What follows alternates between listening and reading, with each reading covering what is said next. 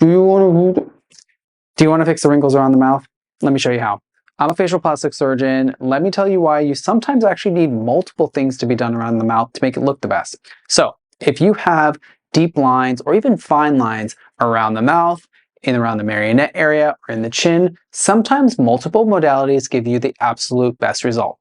One is laser resurfacing to help buff out some of those deeper lines and smooth the skin. The other is Botox to help the muscle from contracting so you don't get deep lines in this area. And sometimes a bit of filler can also help because they can add volume where you've lost some volume. So around the chin area where there's a chin shadow, if you have a crease, or in particular areas that need a little bit more plumping.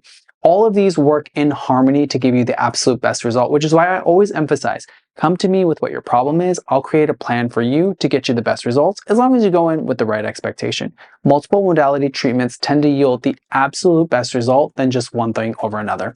If you're interested in having a very smooth, a very nice looking finish to the around your mouth area, come and see me in consultation. I'd love to see you.